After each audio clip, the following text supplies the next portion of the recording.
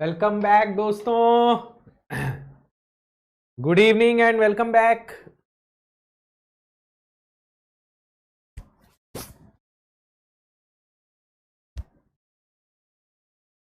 Yes, welcome back for today's last session. Hope आप सबका dinner हो गया। Good evening, good evening. चलो, तो ये जो सेशन है इसमें हम करने वाले हैं कास्टिग्लियानोस थ्योरम। कास्टिग्लियानोस थ्योरम एक्चुअली हम स्ट्रक्चर्स में डिफॉर्मेशन कैलकुलेट करने के लिए यूज करते हैं। स्ट्रक्चर्स जैसे कि ट्रसेस, फ्रेम्स, ये जो स्ट्रक्चर्स होते हैं ना, इनमें अगर हम रेगुलर मेथड्स के थ्रू डिफॉर्मेशन कैलकुलेट करने जाते हैं तो बड़ा कॉम्प्लिकेटेड हो जाता है। तो इसीलिए we use Castigliano's theorem to calculate the deflections at different points in a structure. तो हम देखने वाले हैं कि कास्टिग्लियानोस थ्योरम जो है वो क्या है और इसको हम कैसे यूज करेंगे। Good evening, good evening, hello. चलो, तो हम क्या करने वाले हैं, हम सबसे पहले तो कास्टिग्लियानोस थ्योरम का स्टेटमेंट समझेंगे। उसके बाद हम लोग बीम्स के केसेस में देखेंगे कास्टिग्लियानोस थ्योरम कैसे यूज होती है। वैसे तो इस थ्योरम को हम बार और शाफ्ट के केस में भी यूज कर सकते हैं, लेकिन वहां इसकी जरूरत पड़ती नहीं है ना। बीम्स में भी मेजॉरिटी ऑफ प्रॉब्लम्स में इनकी जरूरत नहीं पड़ती, लेकिन कुछ ऐसे केसेस हैं जहां आप कास्टिग्लियानोस थ्योरम लगा के सवाल सॉल्व कर सकते हैं। ठीक है, जहां डायरेक्ट फॉर्मूले से सवाल बन रहा है वहां तो हम लोग डायरेक्ट फॉर्मूले से बना लेंगे, लेकिन कुछ ऐसे क्वेश्चंस होते हैं ना जहां डायरेक्ट फॉर्मूला नहीं लगता, तो वहां आपके पास चॉइस होती है कि कोई भी एक मेथड लगा लो। तो अब देखो, डबल इंटीग्रेशन तो कोई मतलब का नहीं है, डबल इंटीग्रेशन तो बड़ा लेंथी है। तो वहां हम या तो मोमेंट एरिया लगा लेते हैं या तो फिर कास्टिग्लियानोस थ्योरम लगा लेते हैं। ठीक है, और उसके बाद फ्रेम्स के जो क्वेश्चन है ना, फ्रेम क्या होता है ये मैं आपको बताऊंगा। फ्रेम्स के क्वेश्चंस जो है ये सारे कास्टिग्लियानोस थ्योरम से ही बनते हैं। फ्रेम्स में आपको रेगुलर मेथड्स नहीं बनेगा यूज करते, तो वहां तो सारे प्रॉब्लम्स कास्टिग्लियानोस थ्योरम से ही बनते हैं। और फ्रेम का क्वेश्चन जो है ना वो हर 2-3 साल में एक बार आ ही जाता है एग्जाम में। ठीक है, चलिए, तो सबसे पहले कास्टिग्लियानोस थ्योरम का स्टेटमेंट समझें। कास्टिग्लियानो भाई साहब ने क्या बोला है, चलिए। तो कास्टिग्लियानो थ्योरम जो है वो स्ट्रेन एनर्जी के ऊपर बेस्ड है। इन्होंने स्ट्रेन एनर्जी के साथ बहुत ज्यादा काम किया, उसके ऊपर बहुत रिसर्च की। इनके दो थ्योरम है एक्चुअली में, जिसमें से एक थ्योरम हम लोग यहां पढ़ने वाले हैं। ओके, एक्चुअली में इन्होंने दो थ्योरम दिए थे, दोनों ही एनर्जी से रिलेटेड थे। उसमें से एक थ्योरम हम यहां यूज करने वाले हैं। तो कास्टिग्लियानोस थ्योरम ने क्या बोला, मान लीजिए एक स्ट्रक्चर है। ठीक है, जैसे मान लो ये एक स्ट्रक्चर है, इसमें मान लीजिए डिफरेंट डिफरेंट पॉइंट्स हैं। ओके,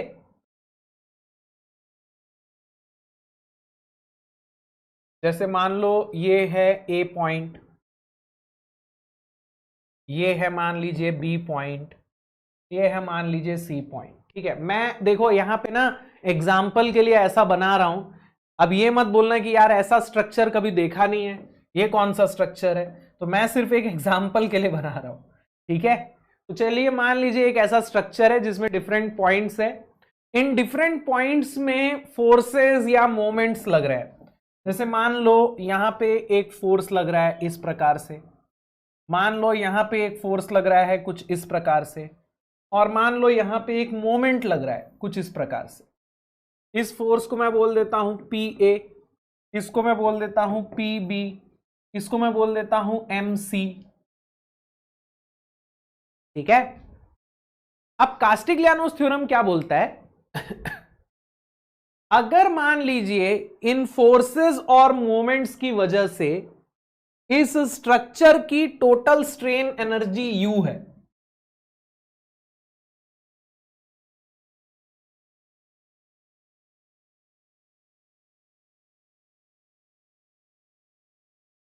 मान लीजिए कि P A, P B, M C, ये सब की वजह से जो इसमें टोटल एनर्जी डेवलप हो रही है that is U, then according to Castigliano's theorem partial derivative of total strain energy यानी कि U with respect to any force at a point is equal to deflection at that point in the direction of force.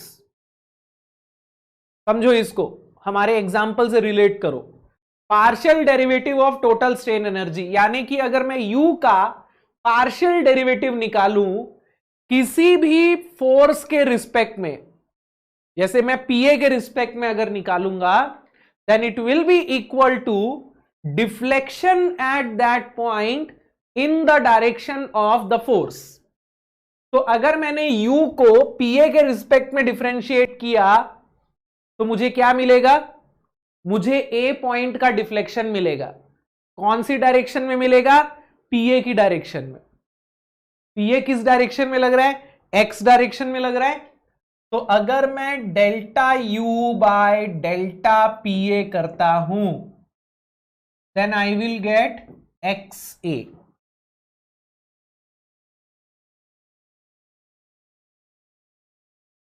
Very good, very good, very good, बहुत बढ़िया, बहुत बढ़िया।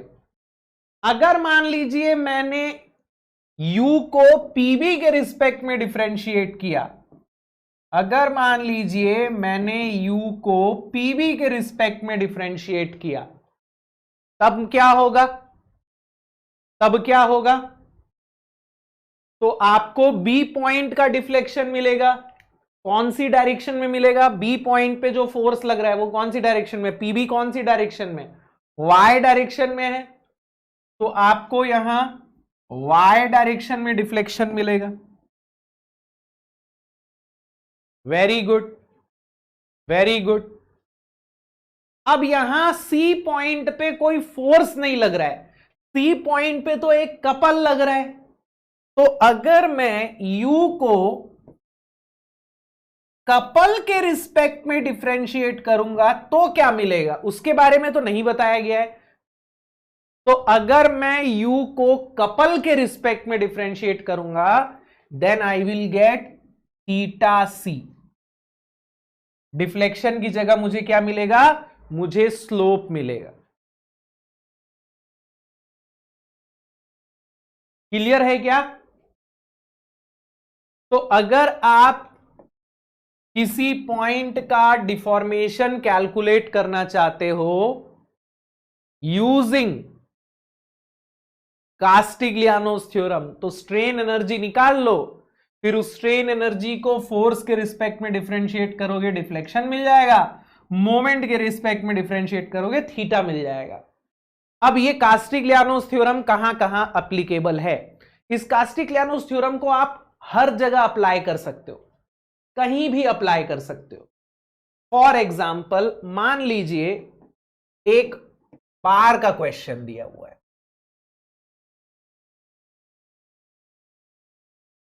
मान लीजिए एक बार का क्वेश्चन दिया हुआ है। इस बार में अलग अलग पॉइंट्स में अलग अलग फोर्सेस लग रहे हैं, कुछ इस प्रकार से। जैसे मान लीजिए ये है PA, ये है PB, ठीक है। This is point A, this is point B, this is point C, ठीक है। अब हम मान लीजिए स्ट्रेन एनर्जी कैलकुलेट कर चुके हैं। Let's say U is the total strain energy of the bar, ठीक है, due to PA and PB। तो अगर मैं यहां पे कास्टिग्लियानोस थ्योरम यूज करूंगा और U को PA के रिस्पेक्ट में डिफरेंशिएट कर दूंगा,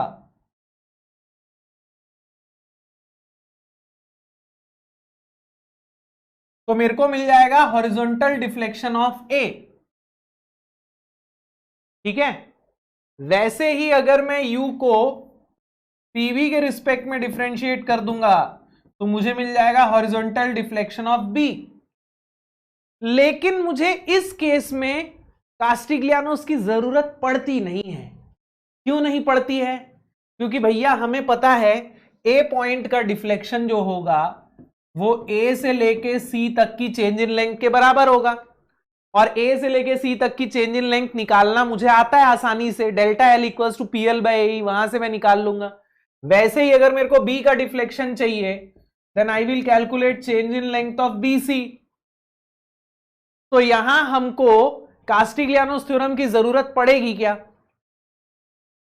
पड़ेगी क्या कास्टिग्लियानोस थ्योरम की जरूरत? नहीं पड़ेगी ना, आपके पास तो डायरेक्ट फॉर्मूला है। तो आप यहां पे ये थ्योरम लगा के क्या करोगे? राइट? यस।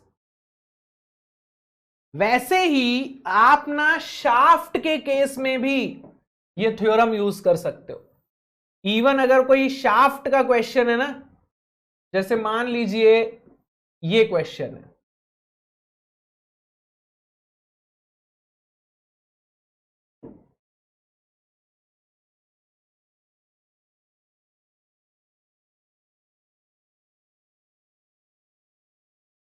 मान लीजिए इस तरीके का एक शाफ्ट का क्वेश्चन है, ठीक है। अब इस केस में भी मान लीजिए मैंने स्ट्रेन एनर्जी निकाल ली U, और फिर उस U को TA के रिस्पेक्ट में डिफरेंशिएट किया, तो मेरे को क्या मिल जाएगा? अगर मैं टॉर्क के रिस्पेक्ट में डिफरेंशिएट करूंगा तो मेरे को क्या मिलेगा? टॉर्क भी तो एक मोमेंट ही है ना, मोमेंट के रिस्पेक्ट में डिफरेंशिएट करेंगे तो थीटा मिलेगा, यानी you will get theta A. Similarly B के रिस्पेक्ट में डिफरेंशिएट करोगे टीबी के, you will get theta B. लेकिन यहां भी मुझे इसकी जरूरत नहीं है, क्योंकि मैं थीटा ए सी या थीटा बी सी डायरेक्ट निकाल सकता हूं टीएल बाई जीजे करके, है ना। तो आपको यहां पर भी कास्टिग्लियानोस थ्योरम की जरूरत तो नहीं पड़ेगी। पड़ेगी क्या भैया? नहीं पड़ेगी ना। तो बार के केस में आप चेंज इन लेंथ निकालने के लिए कास्टिग्लियानोस थ्योरम लगा सकते हो, शाफ्ट के केस में एंगल ऑफ ट्विस्ट निकालने के लिए लगा सकते हो, लेकिन कभी लगाना पड़ेगा नहीं। हमें कहां जरूरत पड़ेगी? हमें इनकी जरूरत पड़ेगी बीम्स में, वो भी कुछ केसेस में।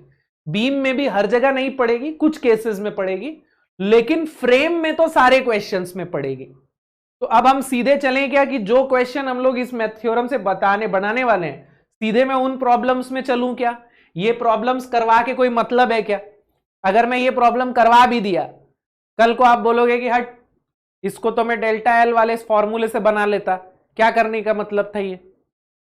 तो इनके ऊपर प्रैक्टिस करने का तो मतलब नहीं है। सीधे पहले हम बीम्स के क्वेश्चंस पे चलते हैं, फिर हम फ्रेम्स के क्वेश्चन पे चलेंगे। तो हम देखते हैं कास्टिग्लियानोस थ्योरम बीम्स के केस में हम कैसे यूज करने वाले हैं।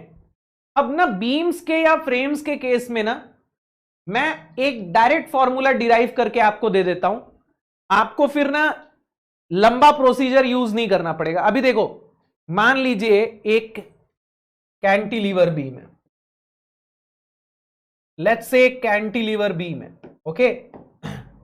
इस कैंटिलीवर बीम में मान लीजिए एक पॉइंट लोड लग रहा है यहां पर, और मुझे डिफ्लेक्शन कैलकुलेट करना है। ये मत बोलना कि सर इस सवाल में भी थोड़ी जरूरत पड़ेगी। भैया इस सवाल में पड़ेगी नहीं, लेकिन पहले हम कॉन्सेप्ट को तो समझ लें। एक आसान सवाल बना के कॉन्सेप्ट को तो समझ लें, फिर मैं आपको दिखाऊंगा कौन से सवाल में जरूरत पड़ेगी। तो एकदम ऐसा मत बोल देना कि यार ये वाला सवाल का तो डायरेक्ट फॉर्मूला है, इसमें काहे कास्टिग्लियानो लगवा रहे हो हमसे।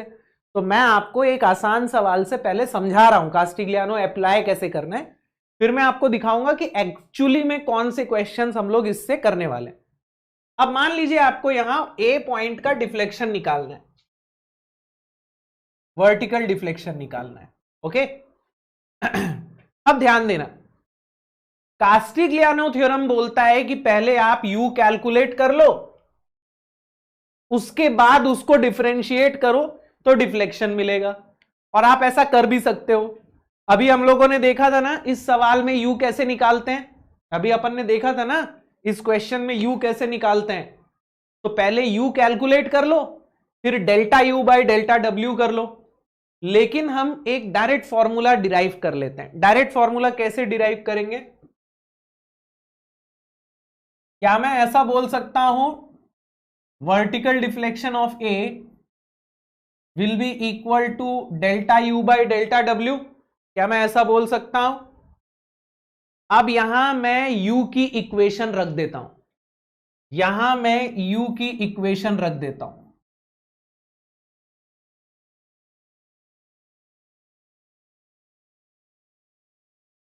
u क्या है बेटा? u is integration m square dx divided by 2ei। ये है कि नहीं u? अरे हाँ या ना बोलो ना यार। This is the equation of u। अब ध्यान दीजिएगा, बहुत जरूरी चीज, EI जो है फ्लेक्सुरल रिजिडिटी, ये हर सवाल में कांस्टेंट रहती है ना? हो सकता है किसी सवाल में ना हो, बट हर सवाल में लगभग तो ये कांस्टेंट रहती है। तो ये वैल्यू जो है ये तो इंटीग्रेशन के बाहर आ जाएगा, है ना? सॉरी, ये वैल्यू तो डिफरेंशिएशन के बाहर आ जाएगा।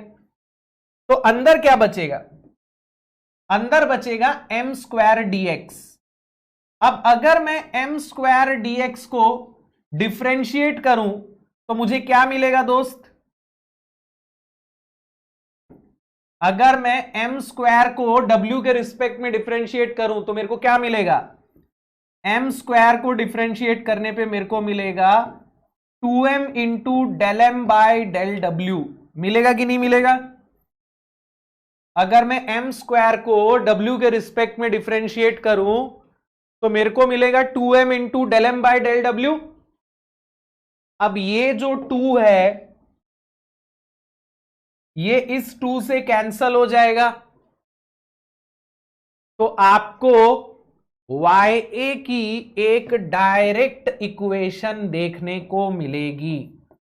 YA is equal to 1 by EI integration of m del m by del w dx।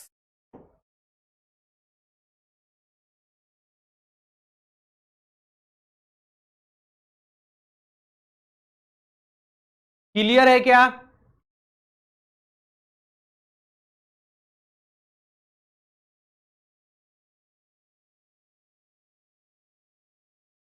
तो यहां आप इस डायरेक्ट फॉर्मूले को यूज कर सकते हैं deflection at point A calculate करने के लिए। आपको करना क्या होगा, आपको m की इक्वेशन बनानी पड़ेगी। आप m को यहां रख दीजिएगा और यहां रख दीजिएगा, उसके बाद आपको YA मिल जाएगा। चलिए एक सवाल करके देखते हैं, ठीक है? Let's solve this problem. Find the maximum deflection of the beam shown in figure. Assume flexural rigidity EI। Cantilever beam है, मैक्सिमम डिफ्लेक्शन पूछ रहा है। मैक्सिमम डिफ्लेक्शन का मतलब ए पॉइंट का डिफ्लेक्शन पूछ रहा है। कायदे से अगर देखा जाए तो ए पॉइंट का डिफ्लेक्शन पूछ रहा है। तो ए पॉइंट का डिफ्लेक्शन कैसे निकालेंगे? ए पॉइंट पे आपको W लोड दिख रहा है, तो अगर आप W के रिस्पेक्ट में डिफरेंशिएशन करेंगे तो वहां से आपको YA मिल जाएगा। अब हम सबसे पहले मोमेंट की इक्वेशन बना लेते हैं। तो दोस्त मोमेंट की इक्वेशन क्या बनेगी? मोमेंट की इक्वेशन क्या बनेगी?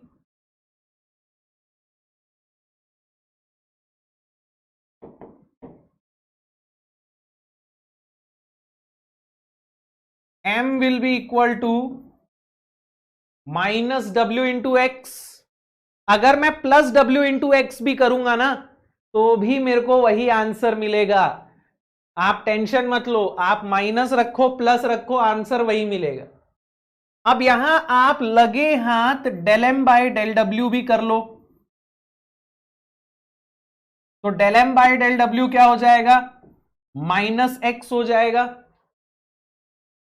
है कि नहीं?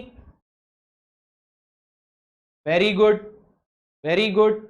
तो m हो गया माइनस डब्ल्यू एक्स और del M by del W हो गया माइनस एक्स। इन दोनों को मल्टीप्लाई करोगे तो देखो पॉजिटिव ही आना है। तो अगर मैं नेगेटिव साइन नहीं भी लेता तो भी मेरे को पॉजिटिव मिलता, नेगेटिव साइन लिया तो भी मेरे को पॉजिटिव ही मिलेगा, दोनों का प्रोडक्ट। अब यहां मैं सीधे YA की इक्वेशन में वैल्यू रख दूंगा। तो YA की इक्वेशन क्या है? 1/EI integration M del M by del W dx। तो 1/EI अंदर क्या आएगा? M की जगह minus WX, del M by del W की जगह माइनस X dx, 0 से लेके कहां तक? L तक, है ना? तो YA क्या हो जाएगा दोस्त? W तो बाहर आ जाएगा, माइनस माइनस प्लस हो जाएगा, अंदर बच जाएगा x² dx, 0 to L। इसको इंटीग्रेट करेंगे तो ये ऐसा हो जाएगा W/EI x³ 3, 0 to L। और जब हम इंटीग्रेशन में लिमिट पुट कर देंगे तो ये हो जाएगा WL³ 3EI। हो गया कि नहीं? बड़ी आसानी से।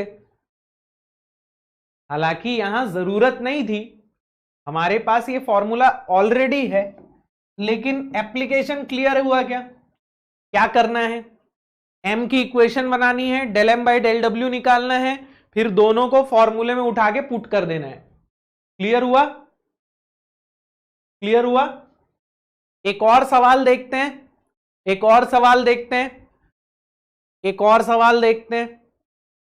इस बार मैं UDL का क्वेश्चन लेता हूं। यहां आपको कुछ नई चीज देखने को मिलेगी। Find the maximum deflection of the beam shown in figure, assume flexural rigidity equal to EI। अब इस सवाल को देखिए ध्यान से। यहां एक UDL लग रहा है, आपको A पॉइंट का डिफ्लेक्शन निकालना है। तो भैया यहां मैं किस फोर्स के रिस्पेक्ट में डिफरेंशिएट करूं? आप बोलोगे फोर्स लग तो रहा है W, बट दिक्कत यह है भाई कि W तो हर पॉइंट पे लग रहा है कि नहीं? W तो हर पॉइंट पे लग रहा है, तो क्या हर पॉइंट का डिफ्लेक्शन मिल जाएगा क्या? आपको A पॉइंट पे एक कॉन्सेंट्रेटेड फोर्स चाहिए जो सिर्फ A पे लग रहा हो। W तो भैया A से लेके B तक हर पॉइंट पे फैला हुआ है, खा पी के लेटा हुआ है। तो यहां मैं W के रिस्पेक्ट में तो डिफरेंशिएट नहीं कर सकता, है ना? बट प्रॉब्लम यह है कि डिफरेंशिएट करने के लिए कोई ना कोई फोर्स तो चाहिए। अब कास्टिग्लियानो ने इस प्रॉब्लम का एक बड़ा शानदार सॉल्यूशन सोचा।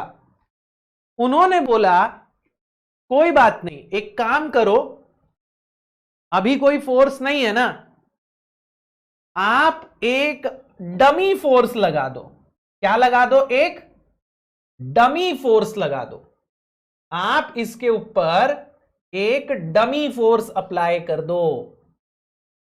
क्या अप्लाई कर दो? Dummy force. डमी फोर्स समझते हो क्या होता है? डमी फोर्स जीरो फोर्स है, इसकी वैल्यू एक्चुअल में 0 है, लेकिन ये फोर्स हमको चाहिए, क्योंकि बिना इस फोर्स के मैं कास्टिग्लियानो थ्योरम नहीं लगा पाऊंगा। So what is this P? What is this P? This P is a dummy force. P is a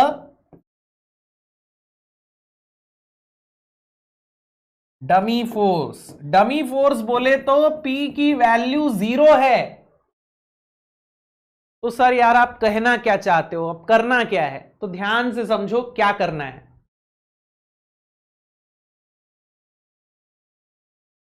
अब यहां आप सेम चीज करो, सेम चीज करो, सेम चीज करो। आप यहां पे भी M की इक्वेशन बना लो। एम की इक्वेशन क्या बनेगी भैया, जल्दी से मुझे बताना। एम की इक्वेशन क्या बनेगी, जल्दी से मुझे बताना। एम की इक्वेशन क्या बनेगी, minus P x minus W X square by 2, ये बन रही है क्या, ये बन रही है क्या, minus P x minus W X square by 2। अरे हाँ ना, कुछ तो बोलो, यस बन रही है। अब क्या करेंगे, del M by del W करेंगे क्या, नहीं भैया, del M by del P करेंगे। ए पॉइंट पे फोर्स कौन सा लग रहा है, पी लग रहा है ना, तो del M by del W नहीं होगा इस बार होगा del M by del P. और अगर मैं del M by del P करूंगा तो मेरे को मिलेगा माइनस ऑफ एक्स, है कि नहीं, माइनस ऑफ एक्स मिलेगा ना,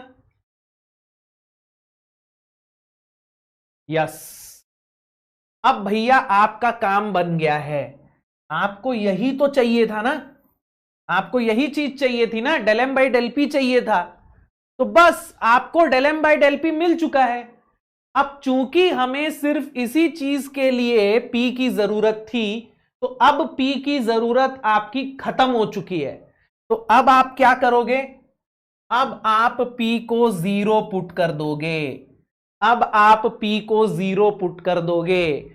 आपको P की जरूरत सिर्फ डिफरेंशिएशन के लिए चाहिए थी, del M by del P करने के लिए चाहिए थी। अब del M by del P हो गया है ना, तो अब इस P की कोई जरूरत नहीं है, तो P को जीरो पुट कर दो, तो भैया आपका M वापस क्या बन जाएगा, M बन जाएगा minus W X square by 2।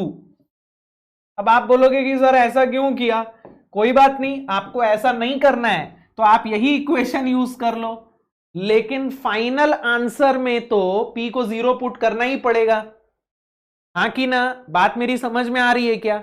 अगर आप यहां पे P को जीरो पुट नहीं करना चाहते तो आप इस इक्वेशन को ऐसे का ऐसा यूज कर लो, बट फाइनल आंसर जो भी आएगा उसमें तो आपको P को जीरो पुट करना ही पड़ेगा, तो आपका कैलकुलेशन इतना सारा वेस्ट होगा कि नहीं।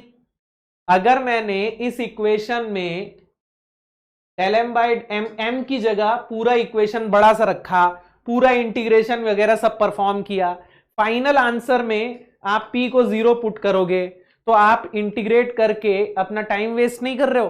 तो इसको मैं इंटीग्रेट क्यों करूं भैया, इस टर्म को मैं इंटीग्रेट क्यों करूं, जब मेरा काम यहां हो चुका है, खत्म हो चुका है, del M by del P करके मैंने वैल्यू निकाल ली, अब मेरे को P की जरूरत नहीं है, तो मैं P को ना पहले ही जीरो पुट कर देता हूं, इससे पहले कि मैं YA का फॉर्मूला लगाऊं। क्या मेरी बात सबके दिमाग में घुस चुकी है, अगर यहां नहीं करोगे तो गलती नहीं हो जाएगी, बस दिक्कत यह होगी कि आपका कैलकुलेशन बहुत सारा वेस्ट हो जाएगा, ठीक है। चलिए, तो अब हम YA की इक्वेशन में वैल्यू रख देते हैं, तो YA will be equal to 1/EI integration M del M by del P, del W नहीं डेल पी, 0 to L, तो ये हो जाएगा 1/EI integration minus W X square by 2 minus X D X 0 to L, ठीक है।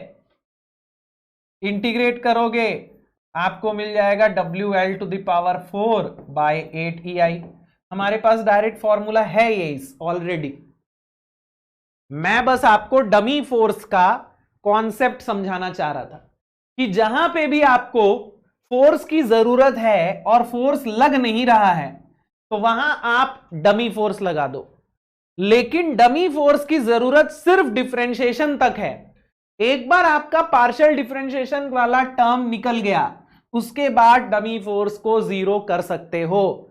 आपको ये फॉर्मूले में वैल्यू पुट करने से पहले ही डमी फोर्स को जीरो पुट कर देना चाहिए, ताकि आपका कैलकुलेशन बच जाए। अगर आप वहां जीरो पुट नहीं करोगे तो पूरा इंटीग्रेशन करने के बाद फाइनल आंसर में जीरो पुट करोगे, तो आपका कैलकुलेशन कितना सारा वेस्ट होगा। तो आई होप आप लोगों को डमी फोर्स का कॉन्सेप्ट क्लियर हो चुका है।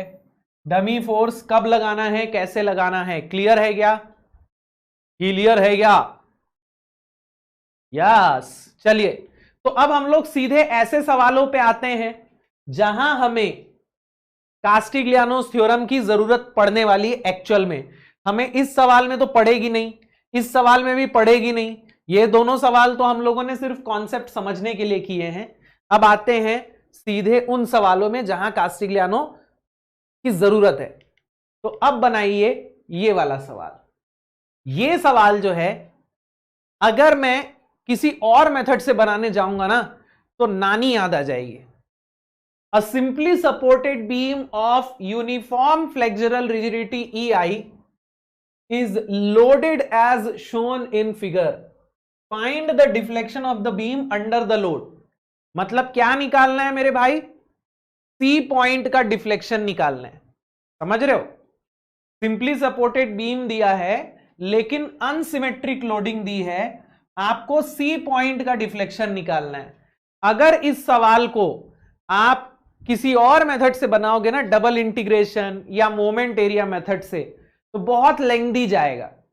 लेकिन कास्टिग्लियानोस थ्योरम से ये बहुत आराम से बनेगा।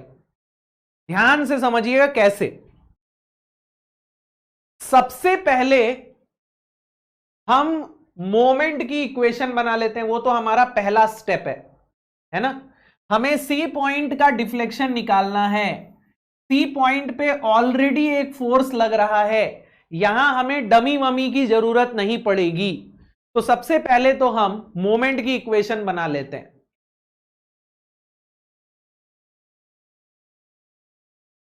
आपको रिएक्शंस तो डायरेक्ट मिल जाएंगे, हमारे पास वो शॉर्ट ट्रिक है ना रिएक्शंस निकालने की। तो यहां का रिएक्शन कितना आएगा? W into B divided by L आ जाएगा क्या? और यहां का रिएक्शन कितना आ जाएगा? W into A divided by L आ जाएगा क्या? ये क्लियर है ना सबको? चलिए, क्लियर है। अब हमें मोमेंट की इक्वेशन बनानी है। अब यहां ध्यान दीजिएगा, यहां आपको एक इक्वेशन AC के लिए बनानी पड़ेगी, एक इक्वेशन BC के लिए बनानी पड़ेगी। ठीक है, एक इक्वेशन बनेगी AC के लिए और एक इक्वेशन बनेगी BC के लिए। ओके, तो AC के लिए मैं A से इक्वेशन बना देता हूं, आसान पड़ेगा, और BC के लिए मैं B से इक्वेशन बना देता हूं, आसान पड़ेगा। ये मोमेंट की इक्वेशन बनाना हम लोग सीख चुके हैं ऑलरेडी, इसलिए मैंने आपको बोला था पिछली बारी स्ट्रेन एनर्जी वाले चैप्टर में ही मैंने बोला था कि मोमेंट की इक्वेशन अच्छे से बनाना सीख लो, आगे काम आएगा। तो यहां मुझे बता दो मोमेंट की इक्वेशन AC और BC के लिए कितनी आएगी? AC की इक्वेशन क्या बन जाएगी? WB by L into X.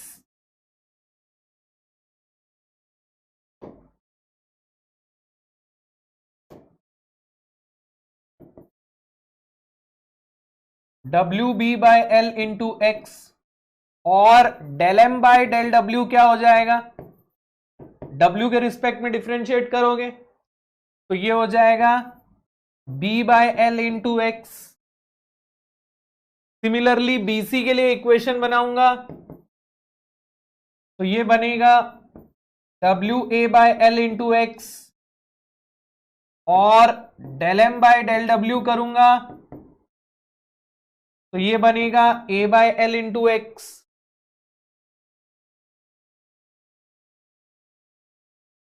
Yes. अब देखिए, अब आप फॉर्मूले में वैल्यू रख दीजिए। तो YC will be equal to 1 upon EI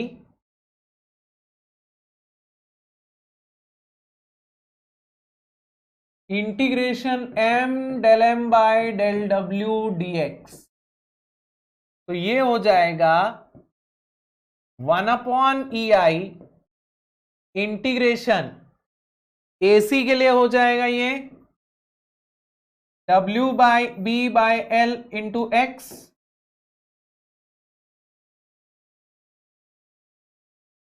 into B by L into x dx from 0 to a।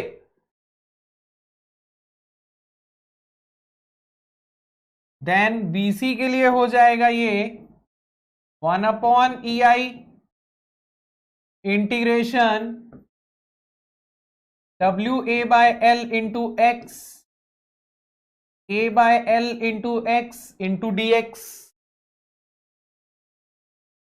अब ध्यान से समझना, हा, यहां ये दो टर्म क्यों आ रहे हैं यार, ये दो टर्म क्यों आ रहे हैं, ध्यान से समझना।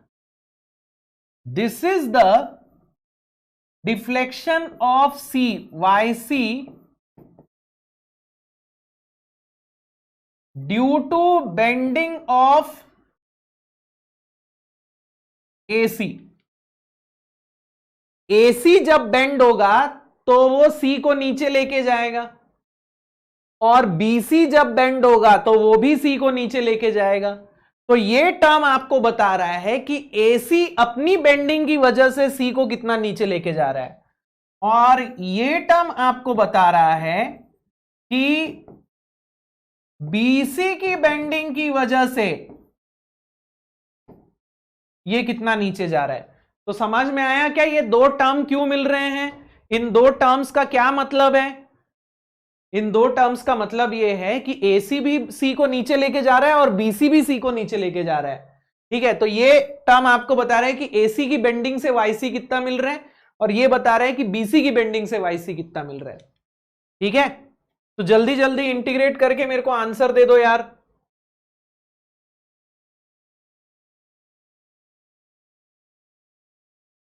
देखो ये क्या हो जाएगा, WB² बाय L स्क्वायर हो जाएगा, और x³/3 आएगा, मतलब A³/3 आएगा। तो ये हो जाएगा WB² A³/3EI L स्क्वायर, और ये हो जाएगा WA² B³/3EI L स्क्वायर। ये ऐसा कुछ आ रहा है ना, ऐसा कुछ आ रहा है ना। अब यहां से जो कॉमन निकल सकता है मैं उसको कॉमन निकाल लेता हूं। तो WA² B²/3EI L स्क्वायर बाहर निकलता है, और अंदर बचता है A+B। अब A+B क्या होगा बेटा, A+B मतलब L ना,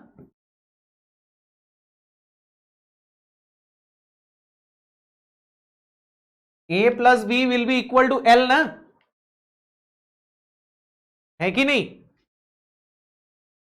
A और B को जोड़ोगे तो L ही तो मिलेगा, A+B is equal to L।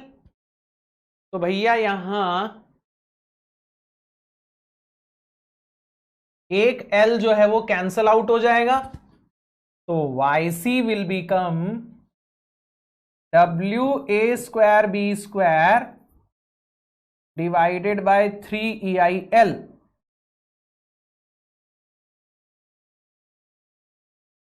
Yes,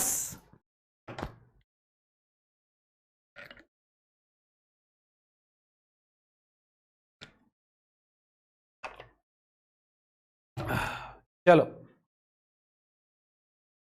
clear है। तो ये सवाल जो है इस तरीके का एग्जाम में अगर आएगा तो मोमेंट एरिया मेथड या डबल इंटीग्रेशन मेथड तो बड़ा लेंथी होगा, बट अगर हम स्ट्रेन एनर्जी मेथड लगाएं तो फिर हम आसानी से सवाल बना सकते हैं। चलिए अगले सवाल पे चले, अगले सवाल पे चलें। अब ये जो अगला सवाल है, ऐसे टाइप के सवालों में भी आपके पास ऑप्शन होता है। याद आ रहा है कि ये वाला सवाल हम लोगों ने इससे पहले भी सॉल्व किया था, याद आ रहा है क्या। सौरभ पूछ रहा है कि सेकंड वाले में लिमिट क्या रहेगी। मेरे भाई B से C तक अगर मैं इंटीग्रेट करूंगा तो x कहां से कहां वेरी करेगा, 0 से B वेरी करेगा ना भाई। यहां मैं नहीं लिखूंगा तो तब तक तुमको खुद को समझ में नहीं आएगा क्या ये सेम सवाल हम लोग पिछली बार बनाए हैं पिछली क्लास में हैं।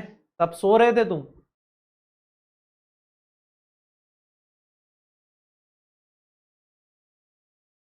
चलो अब ये बताओ, ये वाला सवाल हम लोगों ने इससे पहले बनाया है ना? कौन से मेथड से बनाया था याद है? हम लोगों ने ये सेम सवाल मोमेंट एरिया मेथड से बनाया था और तब मैंने आपको बताया था कि ये सेम सवाल हम लोग कास्टिग्लियानो से भी बनाएंगे। तो मोमेंट एरिया मेथड से तो हम लोग देख चुके हैं इस सवाल को कैसे बनाना है।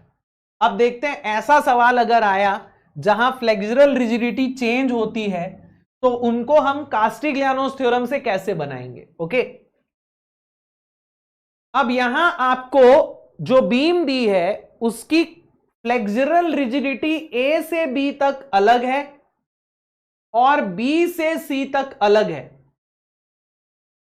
तो यहां आप कास्टिग्लियानोस थ्योरम का जो फॉर्मूला है उसको ए बी के लिए अलग लगा दो, बीसी के लिए अलग लगा दो, दोनों को जोड़ दो। जैसे अभी इससे पहले हम लोगों ने किया ना, हम लोगों ने इस फॉर्मूले को एसी के लिए लगाया, बीसी के लिए लगाया, दोनों को जोड़ दिया। तो वही चीज हम लोग यहां भी करेंगे।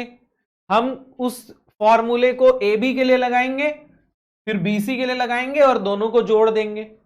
मतलब ए बी की बेंडिंग की वजह से ए कितना नीचे जाएगा और बीसी की बेंडिंग की वजह से ए कितना नीचे जाएगा। दोनों को जोड़ दिया तो हमें पता चल जाएगा कि ए टोटल कितना नीचे जा रहा है। क्लियर है क्या? तो आप यहां पहले मोमेंट की इक्वेशन बना लो, ठीक है?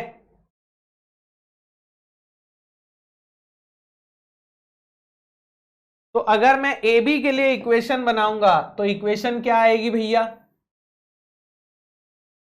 अगर मैं ए बी के लिए इक्वेशन बनाऊंगा तो मोमेंट की इक्वेशन क्या आएगी?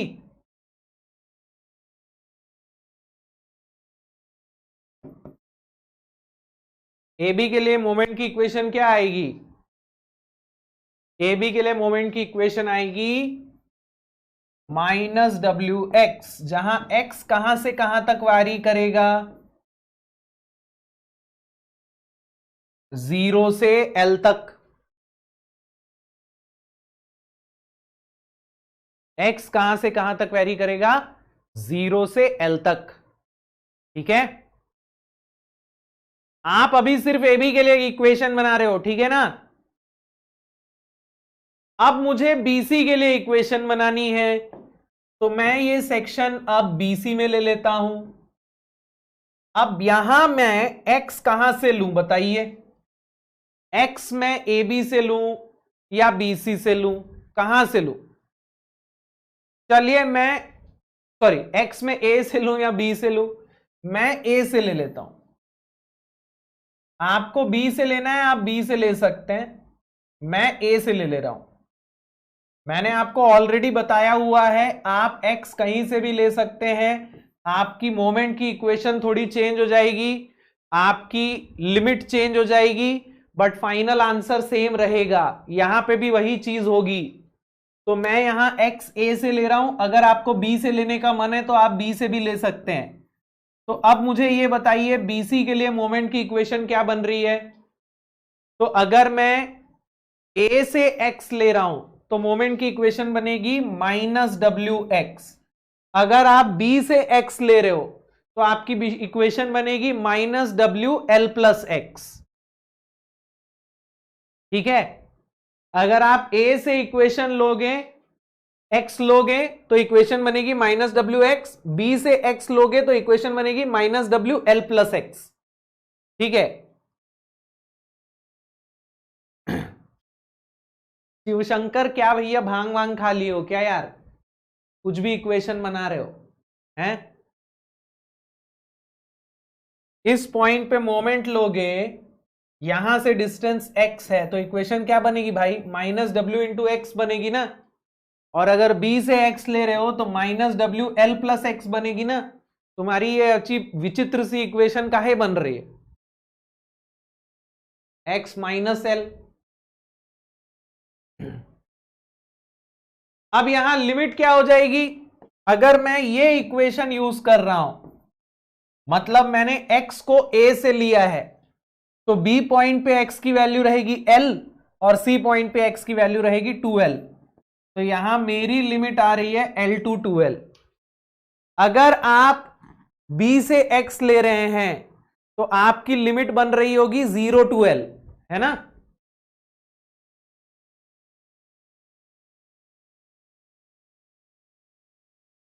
काजिम तुमको भी क्या हो गया है भाई, फेस्टिवल में ज्यादा खा लिए हो क्या। 0 टू 2l क्यों बनेगी भाई, मैं यहां BC के लिए इंटीग्रेट कर रहा हूं, मैं पूरा A से C तक इंटीग्रेट थोड़ी करूंगा यार, ये मैं BC के लिए इक्वेशन बना रहा हूं, तो मैं सिर्फ B से लेके C तक इंटीग्रेट करूंगा ना, तो L से 2L होगा ना। A से B के लिए अलग है, B से C के लिए अलग है। अब मैं इक्वेशन में वैल्यू को पुट कर दूंगा, तो YA will be equal to 1/EI, है ना, integration MAB del M by del W dx।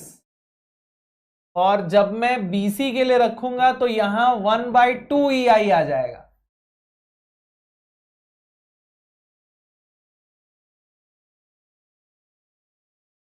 ठीक है ना। अच्छा हमने यहां del W नहीं निकाला ना,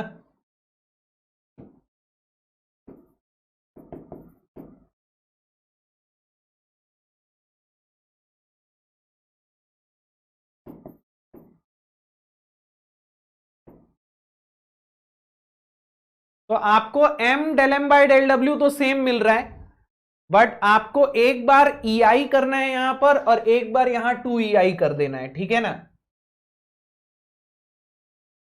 तो ये हो जाएगा 1/EI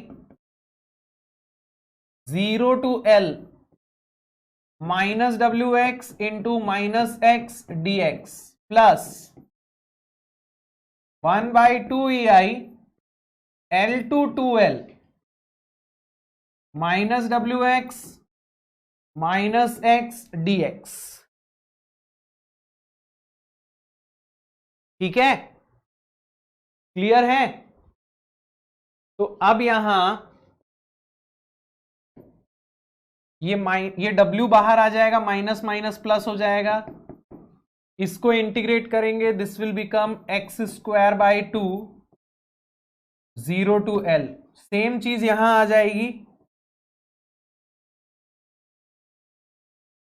लेकिन यहां लिमिट रहेगी L टू 2L।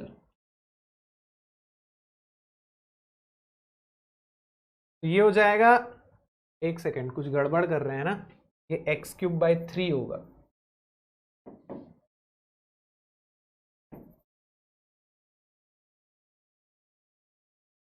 तो ये हो जाएगा WL³/3EI, और यहां पे क्या आएगा,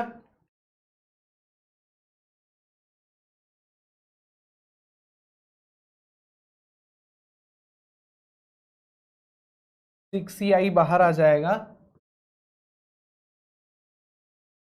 अंदर बचेगा एक बार 8L³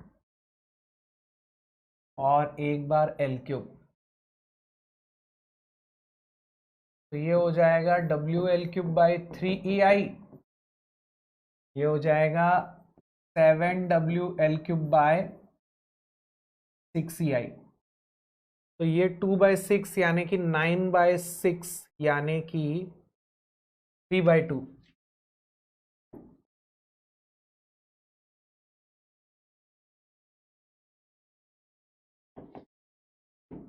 फाइनल आंसर ये आ रहा है क्या, वेरी गुड यार, वेरी गुड।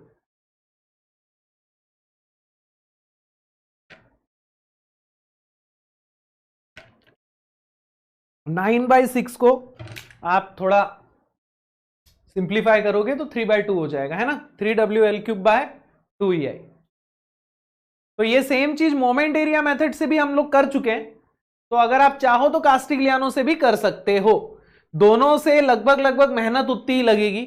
वहां बेंडिंग मोमेंट डायग्राम बना के एरिया का कैलकुलेशन करना पड़ रहा था, यहां थोड़ा सा इंटीग्रेशन में मेहनत है, बाकी आपको दोनों में मेहनत उतनी लगेगी, टाइम लगभग उतना ही लगेगा, और दोनों लगभग उतने ही मतलब लेवल के मेथड्स है, ना कोई किसी से ज्यादा डिफिकल्ट है ना कोई किसी से ज्यादा आसान है ना। तो ये जहां फ्लेक्सुरल रिजिडिटी चेंज हो रही है, ऐसे सवालों में आप मोमेंट एरिया मेथड लगा के, सॉरी कास्टिग्लियानो लगा के सॉल्व कर लोगे?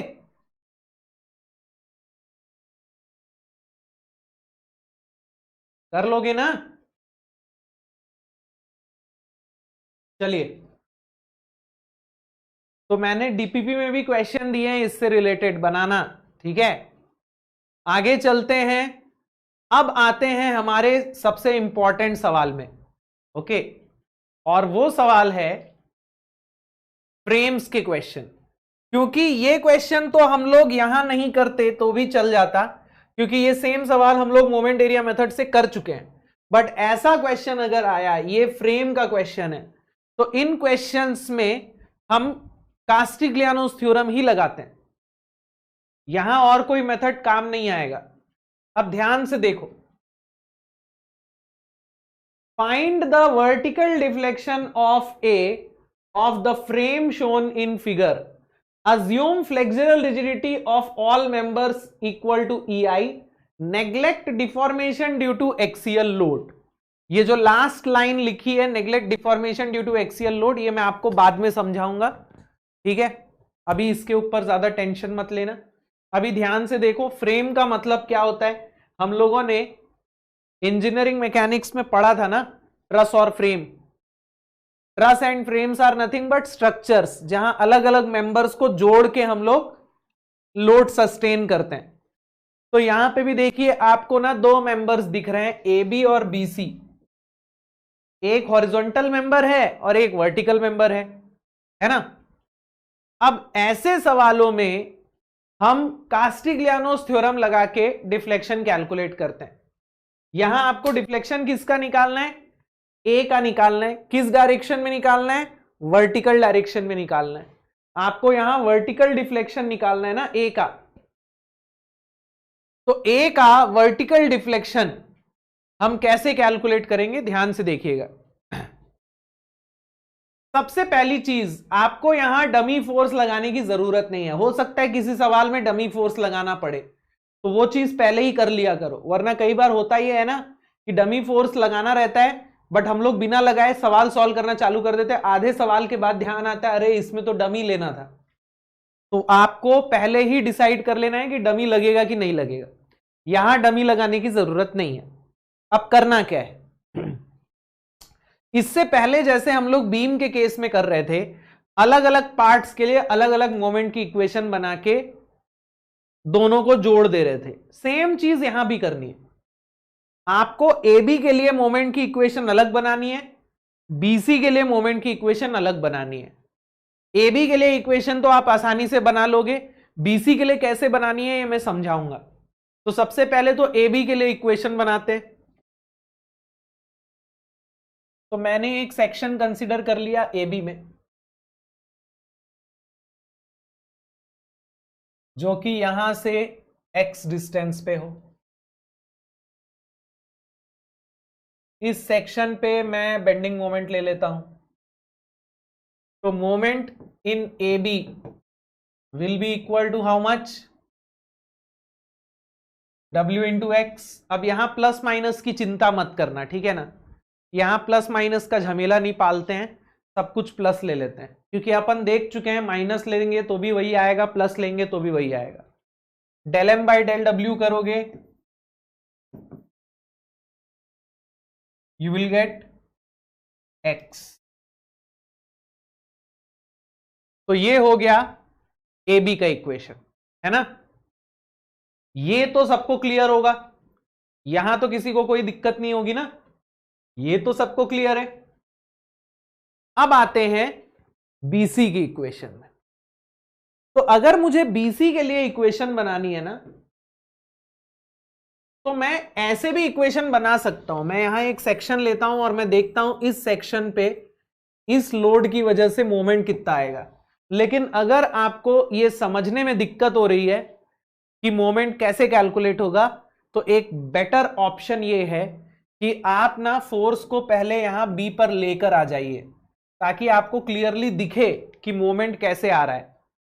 तो मैं क्या करता हूं, फोर्स को ए से उठा के बी पे रख देता हूं। मैं ए बी को अभी छोड़ देता हूं, मैं फोर्स को ए से उठा के बी पे रख देता हूं, ताकि मैं बीसी की इक्वेशन बना सकूं और मुझे कोई कंफ्यूजन ना। तो मैंने फोर्स को ए से उठा के बी पे रख दिया। तो जब मैं फोर्स को ए से उठा के बी पे रखूंगा, तो यहां मुझे एक कपल मिलेगा क्या, W इंटू एल। मुझे एक कपल मिलेगा ना इस प्रकार से, W into L. Very good. तो अब देखो, अब आसान है ना मोमेंट की इक्वेशन बनाना। अब यहां से तो आसानी से बना लोगे मोमेंट की इक्वेशन। पहले इमेजिन करने में दिक्कत हो रही थी, अब मैंने आपका इमेजिनेशन आसान करने के लिए क्या किया, ए बी को हटा दिया। अब ध्यान दीजिएगा, मैं बीसी में एक सेक्शन लेता हूं, यहां से एक्स डिस्टेंस पे, कुछ लोग इसको वाई लिख लेते हैं, आपकी मर्जी है, आप एक्स लिखना चाहते हो एक्स लिखो, वाई लिखना चाहते हो वाई लिखो।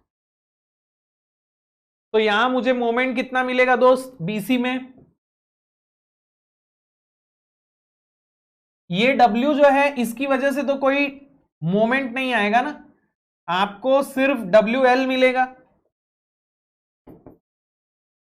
और del M by del W करोगे तो L मिलेगा।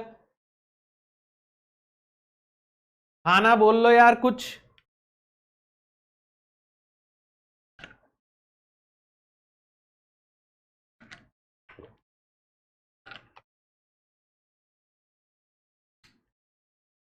वेरी गुड, वेरी गुड, बहुत बढ़िया। तो हमें अब मोमेंट की इक्वेशंस मिल चुकी हैं। तो हम यहां वैल्यू पुट कर देते हैं। तो y at point A will be equal to, देखो दोनों की फ्लेक्सुरल रिजिडिटी सेम है, 1 by E I M of A B del M by del W of A B D x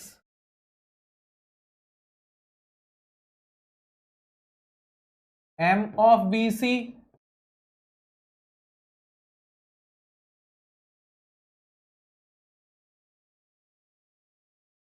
अब यहां उठा उठा के वैल्यू पुट कर दो। तो यहां आपको ए बी के लिए इक्वेशन क्या मिलेगी, 0 टू एल, दोनों की लेंथ एल है, तो यहां भी 0 टू एल आ रहा है, यहां भी 0 टू एल आ रहा है।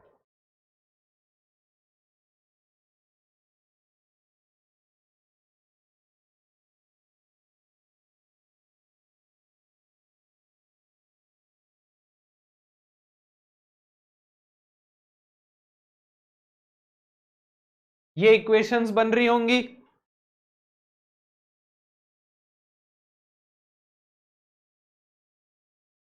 यस,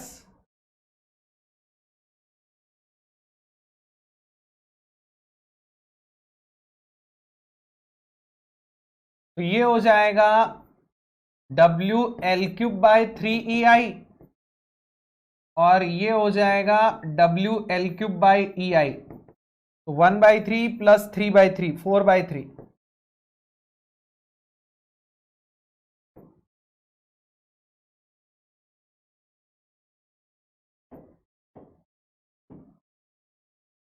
ये आ रहा है क्या,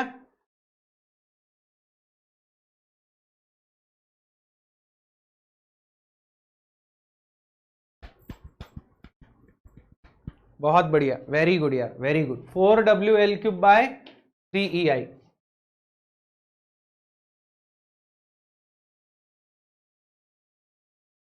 चलो शानदार, सबका आ गया ना इतना।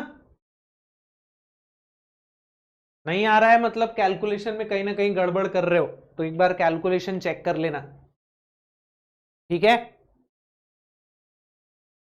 अब यहां मैं आपको एक बहुत इंपॉर्टेंट कॉन्सेप्ट बताना चाह रहा हूं। यहां पे ये लास्ट लाइन जो लिखी हुई है इसका मतलब समझना, neglect deformation due to axial load. देखिए ये जो फ्रेम है, इस फ्रेम में हमें यह निकालना था कि ए जो है वो नीचे कितना जा रहा है, ए का वर्टिकल डिफ्लेक्शन कितना आ रहा है। अभी हमने जो वर्टिकल डिफ्लेक्शन कैलकुलेट किया वो ए बी की बेंडिंग की वजह से और बीसी की बेंडिंग की वजह से हो रहा था, है ना। अभी हमने जो वर्टिकल डिफ्लेक्शन कैलकुलेट किया वो ए बी की बेंडिंग की वजह से, देखो जब ए बी बेंड करेगा तो ए नीचे जाएगा, और जब बीसी बेंड करेगा तो भी ए नीचे जाएगा, है ना। तो अभी हम लोगों ने जो डिफ्लेक्शन निकाला है वो vertical deflection due to only bending है, ठीक है। क्या जबरदस्त सवाल पूछे हो बेटा तुम, कहां से हो। एल को एक्स के साथ कैसे डिफरेंशिएट करेंगे, हैं। मतलब वेरिएबल कांस्टेंट, इसका कोई लॉजिक ही नहीं है ना। लेंथ को भी तुम वेरी करा दे रहे हो, लेंथ को भी तुम डिफरेंशिएट कर दो, लेंथ को भी वेरिएबल ले लो।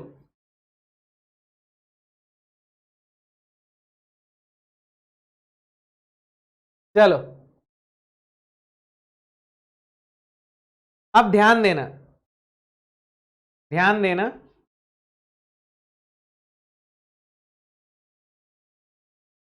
आपको यहां क्वेश्चन में बोला जा रहा है neglect deformation due to axial load, okay. AB में तो कोई एक्सियल लोड नहीं लग रहा है, एबी में कोई एक्सियल लोड लग रहा है क्या। एबी के लिए जो डब्ल्यू है वो एक ट्रांसवर्स लोड है, तो एबी में कोई एक्सियल लोड नहीं है। लेकिन बीसी में तो एक्सियल लोड आ रहा है ना, ये जो डब्ल्यू है ये बीसी के लिए एक एक्सियल लोड भी तो है कि नहीं है। बीसी जो है डब्ल्यू के लिए एक एक्सियल लोड है, बस ये एक्सेंट्रिक एक्सियल लोड था, इसीलिए इसकी वजह से एक कपल भी क्रिएट हो रहा था। ये एक एक्सेंट्रिक एक्सियल लोड था, इसीलिए इसकी वजह से एक कपल भी क्रिएट हो गया, है ना। Very good. अब ध्यान देना, ये जो एक्सियल लोड है ये बीसी को कंप्रेस करेगा क्या, ये एक्सियल लोड जो है ये बीसी को कंप्रेस करेगा। वेरी गुड थाजिम। ये बीसी को अगर कंप्रेस करेगा और बीसी अगर नीचे जाएगा तो अपने साथ साथ ए को भी नीचे लेके जाएगा क्या, अपने साथ साथ ए को नीचे लेके जाएगा क्या, एक्स्ट्रा नीचे लेके जाएगा क्या। तो इसका मतलब यह है कि बीसी में जो एक्सियल डिफ्लेक्शन हो रहा है उसकी वजह से भी ए का डिफ्लेक्शन आना चाहिए। तो यहां अपने को एक और टर्म लिखना चाहिए था, यहां अपने को एक और टर्म लिखना चाहिए था। कौन सा टर्म लिखना चाहिए था, यहां अपने को प्लस डब्ल्यू एल बाय ए ई भी लिखना चाहिए था, है ना। डब्ल्यू एल बाय ए ई क्या है, it is the axial deflection of BC. BC जो है वो इतना एक्सियली कंप्रेस होगा। P L by A E, P की वैल्यू डब्ल्यू हो गई, लेंथ उसकी एल हो गई, एक्सियल रिजिडिटी को मैंने ए ई मान लिया है, तो पी एल बाय ए ई इतना ये नीचे जाएगा, और जितना ये नीचे कंप्रेस होगा ए को ये और उतना नीचे लेकर जाएगा। अब ये मत बोलना सर कंप्रेशन है तो यहां माइनस आना चाहिए, बेटा अभी मैं टेंशन कंप्रेशन नहीं देख रहा हूं, अभी मैं ये देख रहा हूं कि ए टोटल कितना नीचे जा रहा है। तो ऑलरेडी इतना नीचे जा रहा है, प्लस इतना एक्स्ट्रा नीचे जाएगा। लेकिन होता यह है कि बेंडिंग की वजह से जो डिफ्लेक्शन होता है ना वो एक्सियल डिफ्लेक्शन के कंपैरिजन में बहुत बड़ा होता है, इसीलिए हम लोग एक्सियल डिफ्लेक्शंस को नेग्लेक्ट कर देते हैं for ease of calculation. Calculation को इजी बनाने के लिए हम इस पार्ट को नेग्लेक्ट कर देते हैं। क्लियर है क्या, क्लियर है क्या।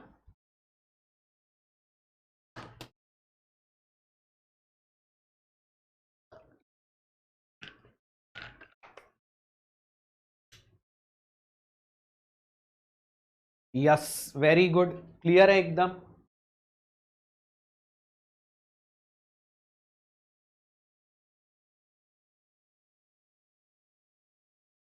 चलिए, तो आपको ना फ्रेम्स के केस में यूजुअली क्वेश्चन में ही दिया होता है कि एक्सियल डिफ्लेक्शन को नेग्लेक्ट करो। अगर नहीं भी दिया है तो समझ जाना कि नेग्लेक्ट ही करना है, क्योंकि भैया अगर आपको ऑप्शन में सिर्फ EI दिख रहा है, AE नहीं दिख रहा है, तो इसका मतलब एक्सियल डिफ्लेक्शन नहीं लिया गया है। अगर आप एक्सियल डिफ्लेक्शन लोगे तो EI की जगह क्या आएगा? AE आएगा। This is flexural rigidity, this is axial rigidity. ठीक है, चलो तो आगे बढ़ते हैं, एक और सवाल करते हैं। अब ये सवाल मैं चाहता हूं आप खुद से करो, मैं चाहता हूं आप खुद से करो, ठीक है। अच्छा, यहां सौरभ का बोलना है कि BC में जो डिफ्लेक्शन है वो हॉरिजॉन्टल होगा। बेटा BC का डिफ्लेक्शन पहली बात हम देख नहीं रहे हैं, हम A का डिफ्लेक्शन देख रहे हैं BC की बेंडिंग की वजह से, ठीक है ना। तो यहां जब BC बेंड होगा तो वो A को नीचे कैसे लेके जाएगा ये मैं आपको दिखा देता हूं।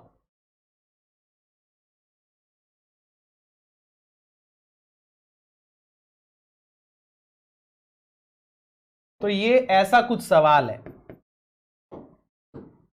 यहां ऐसा लोड लग रहा है, this is A, this is B, this is C, okay.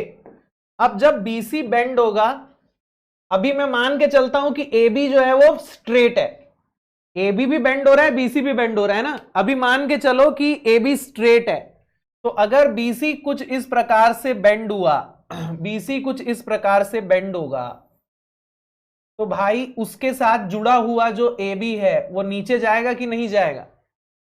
A नीचे जाएगा ना, ऐसे।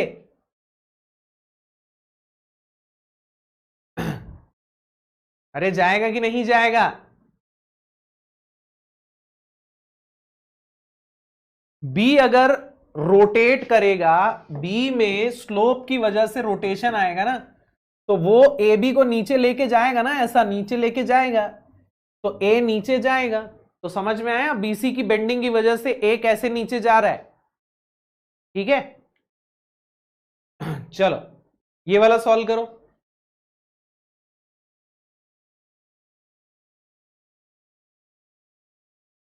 मेरे भाई यार तुम लोग है ना, ये क्या अजीब अजीब से कॉन्सेप्ट लगाते हो, बीसी ए बी को टफ नहीं करेगा, ये मतलब क्या है यार। तुम लोग है ना इंजीनियर हो, पहली बात तो इंजीनियर टाइप बात किया करो, मिस्त्री टाइप बात मत किया करो, ठीक है।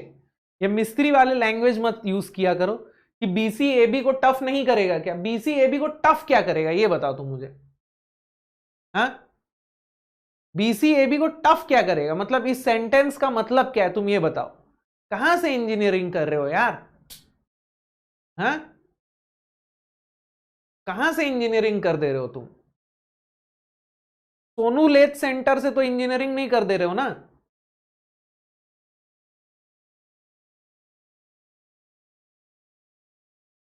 बीसीएबी को टफ कर...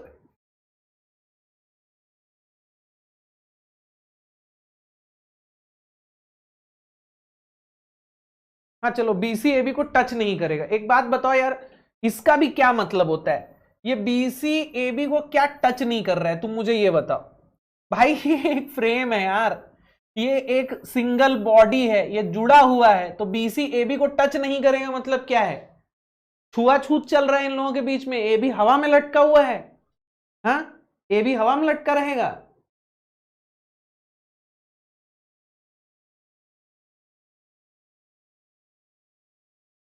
मतलब क्या बोलना चाह रहे हो भाई तुम? तुम्हारा लॉजिक ही नहीं समझ पा रहा हूं मैं। जादू को बुलाना पड़ेगा ओम ओम ओम ओम करके, तभी वो समझ पाएगा तुम क्या बोलना चाह रहे हो।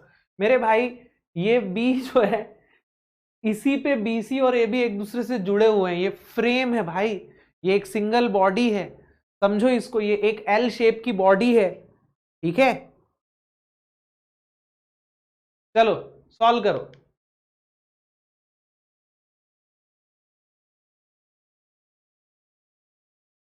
बाकी हम दे दिए हैं सिग्नल, जादू आ रहा है, आज रात को आ जाएगा तो मैं उससे समझ लूंगा तुम क्या बोलना चाह रहे हो।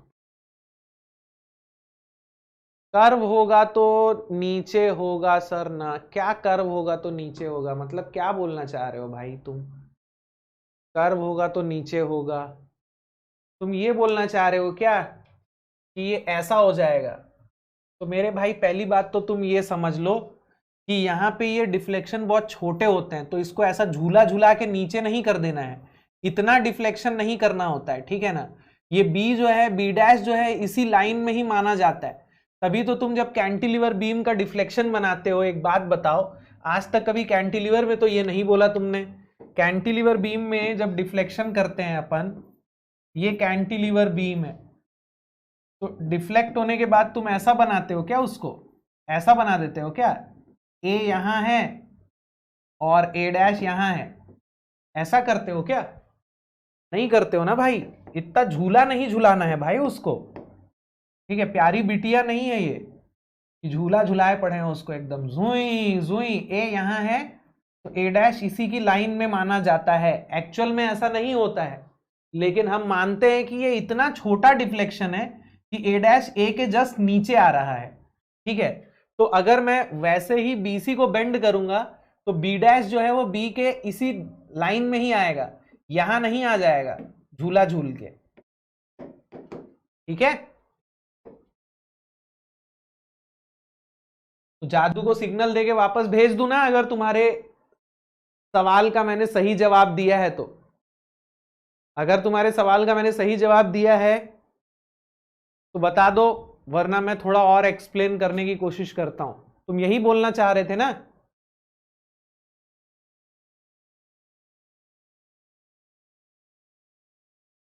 चलो, जादू बोल रहा है तुम ही आ जाओ भाई, तुम्हारी उनके ग्रह में बहुत जरूरत है।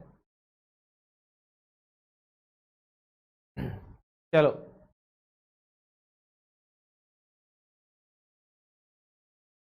अब देखिए यहां पे 3 मेंबर्स हैं, A B B C C D. तो इस प्रॉब्लम को कैसे सॉल्व करेंगे, ध्यान से देखिएगा, ओके। ए बी में तो यहां बड़ी आसानी से आप इक्वेशन बना लेंगे। ए बी की इक्वेशन बता दो।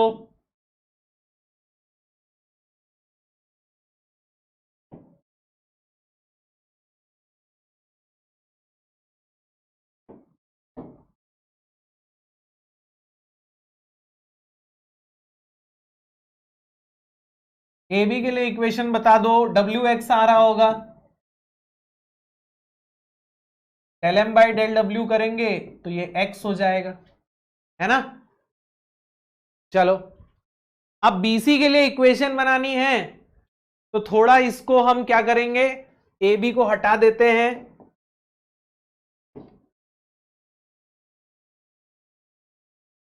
अब ध्यान दीजिएगा, ध्यान दीजिएगा, अब यहां आपको बीसी में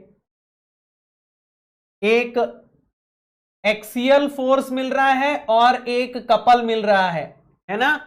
बीसी में एक एक्सियल फोर्स मिल रहा है और एक कपल मिल रहा है, तो बीसी में आपको एक्सियल डिफ्लेक्शन भी मिल रहा है, यहां आपको ए का हॉरिजॉन्टल डिफ्लेक्शन निकालना है। तो बीसी में जो एक्सियल डिफ्लेक्शन आ रहा है उसकी वजह से भी ए में हॉरिजॉन्टल डिफ्लेक्शन आएगा, लेकिन एक्सियल डिफ्लेक्शन को नेग्लेक्ट कर देना है, ठीक है। चलिए, तो यहां आपको इक्वेशन क्या मिल रही है दोस्त, जल्दी से बता दो मुझे, क्या मिल रही है इक्वेशन?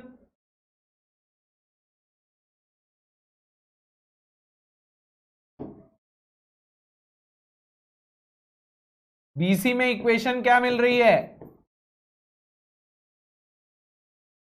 अरे बीसी में इक्वेशन क्या मिल रही है भाई?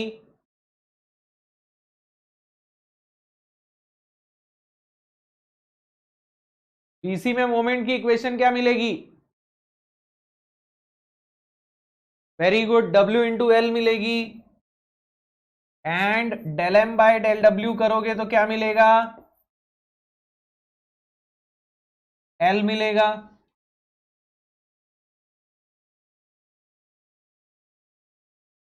चलो वेरी गुड यार, वेरी गुड, बहुत बढ़िया कर रहे हो। अब यहां CD के लिए जब इक्वेशन बनानी है तो आपके पास दो रास्ते हैं। ध्यान दीजिएगा, अगर मुझे CD में इक्वेशन बनानी है, जैसे मैंने एक सेक्शन लिया CD में, मोमेंट की इक्वेशन आप कैसे बनाते हो? या तो आप इस तरफ के फोर्सेस का मोमेंट लेते हो, या तो आप इस तरफ के फोर्सेस का, किसी एक तरफ का फोर्स का मोमेंट लिया जाता है ना।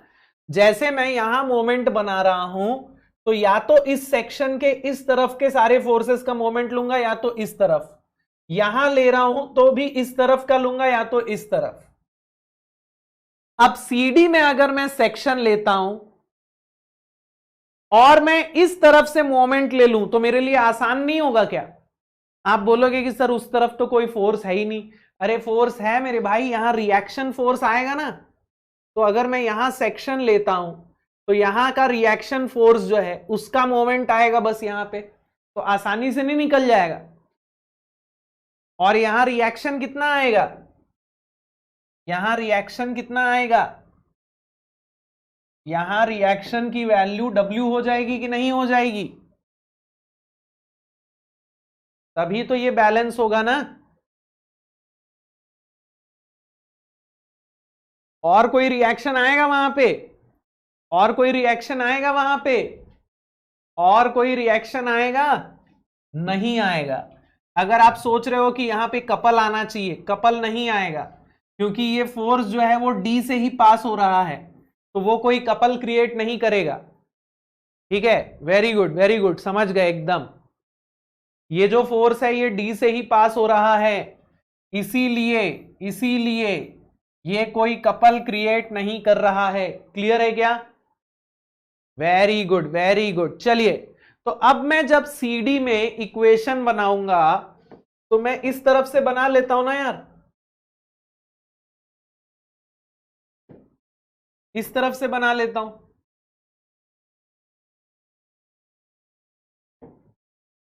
उस तरफ से बनाऊंगा ना, इस तरफ से, तो भी मेरी इक्वेशन बन जाएगी, बट वो बहुत कॉम्प्लिकेटेड आएगी।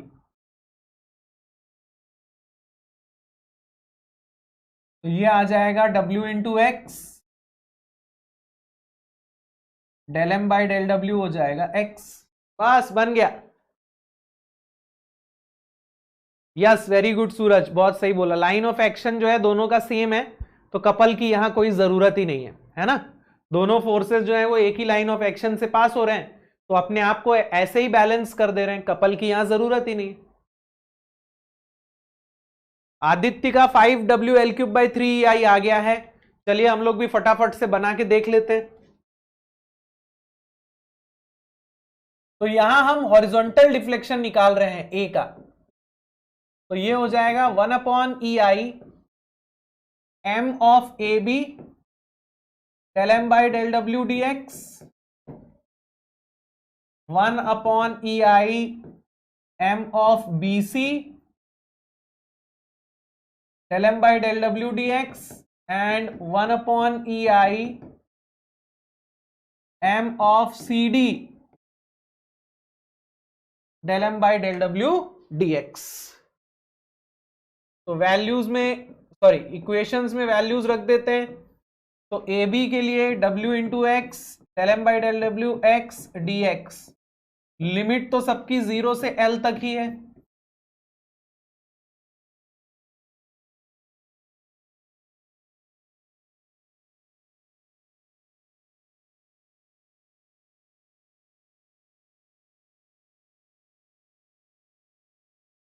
लिमिट सबकी 0 टू L है ना।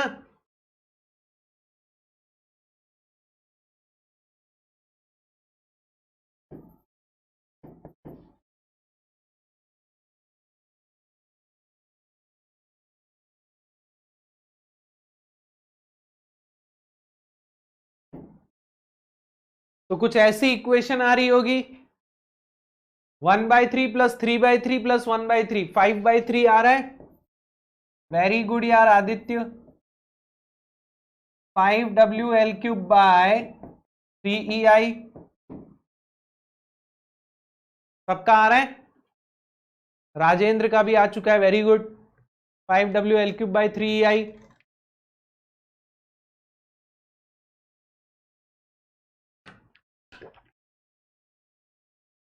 चलो बहुत शानदार। तो अब हम लोगों को मोमेंट की इक्वेशन अलग अलग मेंबर में बनाना आ गया है ना, फ्रेम में। भाई इससे ज्यादा बड़ा सवाल तो क्या ही आएगा। 3 मेंबर्स में बनाना सीख गए तुम लोग अगर, तो मतलब सब में सीख गए। क्योंकि एग्जाम में ना जब भी क्वेश्चन आया है ज्यादा से ज्यादा 2 मेंबर वाला आया है। ठीक है, एग्जाम में फ्रेम के ऊपर जब भी क्वेश्चन आया है 2 मेंबर के ऊपर आया है।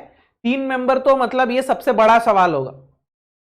ठीक है, चलिए अब आते हैं एक बहुत इंटरेस्टिंग सवाल पे। बहुत इंटरेस्टिंग सवाल है। Find the vertical deflection at A of the frame shown in figure. चलिए ये वाला सवाल बनाते हैं। फाइंड वर्टिकल डिफ्लेक्शन एट ए।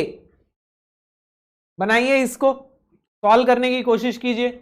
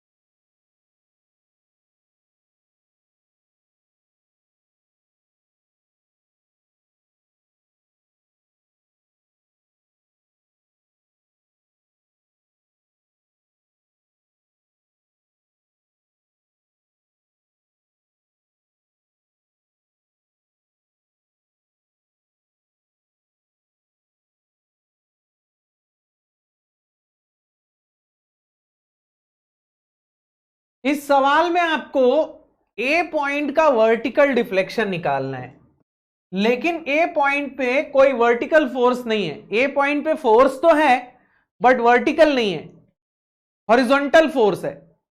अगर मैंने डब्ल्यू के रिस्पेक्ट में डिफरेंशिएशन किया ना तो हॉरिजॉन्टल डिफ्लेक्शन आ जाएगा। तो यहां मुझे क्या लगाना पड़ेगा, यहां मुझे लगाना पड़ेगा एक डमी फोर्स। यस,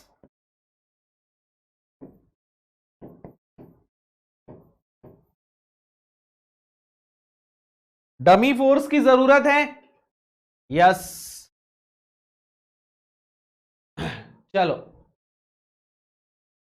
अब मैं यहां ए बी में एक सेक्शन ले लेता हूं और ए बी में मैं मोमेंट की इक्वेशन बना लेता हूं। तो अगर मैं ए बी में मोमेंट की इक्वेशन बनाऊंगा तो क्या बनेगी इक्वेशन बेटा, इक्वेशन क्या बनेगी बेटा, तो ये जो P है ये तो एक्सियल फोर्स हो गया ए बी के लिए, इसकी वजह से कोई इक्वेशन बेंडिंग की तो नहीं बनेगी, W की वजह से बनेगी। तो ये हो जाएगा WX। और अगर मैं M को P के रिस्पेक्ट में डिफरेंशिएट करूंगा, अरे P के रिस्पेक्ट में क्यों कर रहे हो, W के रिस्पेक्ट में क्यों नहीं कर रहे हो, क्योंकि मुझे वर्टिकल डिफ्लेक्शन चाहिए। अगर मैं W के रिस्पेक्ट में डिफरेंशिएट करूंगा तो हॉरिजॉन्टल डिफ्लेक्शन आ जाएगा, मुझे वर्टिकल डिफ्लेक्शन चाहिए। तो मैं वर्टिकल डिफ्लेक्शन, वर्टिकल फोर्स के रिस्पेक्ट में डिफरेंशिएट करूंगा और मुझे आंसर मिल रहा है 0। अरे ये क्या हो रहा है, इसके बारे में हम आगे चर्चा करेंगे। ये 0 क्यों आ रहा है, इसका क्या रीजन है, ये हम आगे देखेंगे। अभी सवाल बनाते हैं। तो अब मैं BC के लिए इक्वेशन बना लेता हूं। तो BC के लिए इक्वेशन बनाते टाइम AB को हटा देता हूं ताकि थोड़ी क्लैरिटी मिले।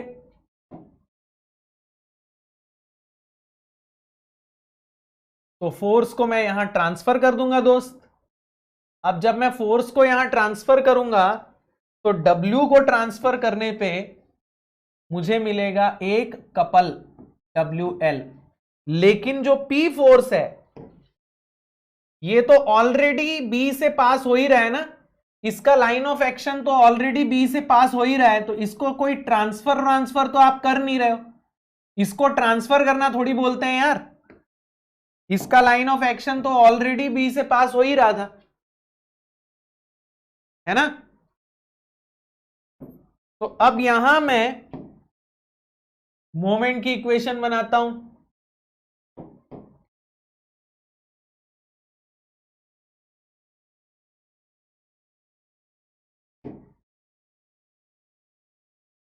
तो मोमेंट की इक्वेशन बीसी के लिए कितनी आएगी दोस्तों? तो अगर मैं W का मोमेंट लूंगा तो W का मोमेंट 0 हो जाएगा दोस्तों, P का मोमेंट हो जाएगा P इंटू एक्स, और WL इसका उल्टा लग रहा है दोस्तों, तो ये माइनस WL हो जाएगा। अगर आप चाहो तो इसको WL माइनस PX लिख दो। शिवशंकर, आपने जो लिखा है वो भी सही है, कोई दिक्कत नहीं है, ठीक है। आप PX माइनस WL लिखो या WL माइनस PX लिखो, कोई दिक्कत नहीं है। अब मैं इसको डिफरेंशिएट कर लेता हूं दोस्तों, किसके रिस्पेक्ट में दोस्तों? P के रिस्पेक्ट में। और जब मैं P के रिस्पेक्ट में डिफरेंशिएशन कर चुका हूं तो फिर मैं P की वैल्यू 0 कर दूंगा दोस्तों। तो यहां मोमेंट की इक्वेशन क्या आ जाएगी दोस्तों? मोमेंट की इक्वेशन माइनस WL आ जाएगी, है ना। आप लोगों ने WL माइनस PX किया है तो वैसा ही करो, आपकी मोमेंट की इक्वेशन जो है वो WL आएगी और del M by del P जो है वो माइनस एक्स आएगा, कोई दिक्कत नहीं है, ठीक है। अब यहां मैं YA की इक्वेशन लिखता हूं, तो YA will be equal to how much? 1/EI MAB del M by del P dx plus 1/EI MBC del M by del P dx। और ये फर्स्ट टर्म जो है ये 0 हो चुका है, तो सेकेंड टर्म में आपकी इक्वेशन क्या बन रही है? m की इक्वेशन है minus WL, del M by del P है मेरा x dx, और लिमिट है मेरी 0 से 2L, तो ये हो जाएगा माइनस WL बाई EI, अंदर आएगा x square by 2, 0 to 2L, है ना। तो YA कितना आ रहा है दोस्त? YA आ रहा है माइनस W 2WL क्यूब आ रहा है क्या? Minus of 2WL cube by EI, minus 2WL cube by EI आ रहा है क्या? वेरी गुड यार शिवशंकर, वेरी गुड। अब यहां नेगेटिव साइन क्यों आ रहा है यार? Why this negative sign? तो नेगेटिव साइन ये इंडिकेट कर रहा है कि YA जो है वो P के अपोजिट होगा, यानी कि YA जो है वो अपवर्ड होगा। मैंने मैंने P को डाउनवर्ड मान लिया था ना, लेकिन YA नेगेटिव आ रहा है, मतलब कि YA जो है वो P के अपोजिट है, मतलब YA अपवर्ड होगा। क्लियर है क्या? कॉन्सेप्ट क्लियर है क्या? YA नेगेटिव क्यों आ रहा है? क्योंकि YA P के अपोजिट है, मैंने P को डाउनवर्ड लिया है ना, और YA अपवर्ड होगा। अब यहां आपको एक मैं बहुत जबरदस्त कॉन्सेप्ट बताने वाला हूं, ध्यान से समझिएगा इस कॉन्सेप्ट को। ये 0 क्यों आ रहा है? ये 0 क्यों आ रहा है? वाई दिस कोलावेरी डी, ये 0 क्यों हो गया? इस चीज को समझते हैं, ठीक है। यहां पे ये जो टर्म है ये 0 क्यों हो गया? तो मैंने आपको इससे पहले बताया था कि ये जो 2 टर्म्स 3 टर्म्स हम जोड़ रहे हैं, इसका मतलब क्या है? अगर मैं ऐसे 2 टर्म जोड़ रहा हूं, इसका मतलब कि YA due to bending of AB plus Y A due to bending of BC. A B की बेंडिंग से ए कितना नीचे जा रहा है, प्लस बीसी की बेंडिंग से ए कितना नीचे जा रहा है। तो ये इक्वेशन हमें यह बता रहा है कि ए बी की बेंडिंग से ए का वर्टिकल डिफ्लेक्शन 0 है, यानी ए बी की बेंडिंग से ए नीचे नहीं जाएगा। आप इसको ध्यान से समझिएगा, ध्यान से समझिएगा। जब ये बेंड होगा, जब ये बेंड होगा तो ए बी जो है वो इस तरीके से बेंड होगा। तो क्या ए बी की बेंडिंग से ए में कोई वर्टिकल डिफ्लेक्शन आएगा? आएगा क्या? नहीं आएगा, हॉरिजॉन्टल डिफ्लेक्शन आएगा। अब वापस से मैं आपको यह बता दूं कि यहां झूला नहीं झुलाना है। आप इसको ऐसा मत बना देना कि बोल रहे हैं कि सर ये ऐसा बेंड हो गया, इधर जाना चाहिए ना सर ये ऐसा जाएगा ना।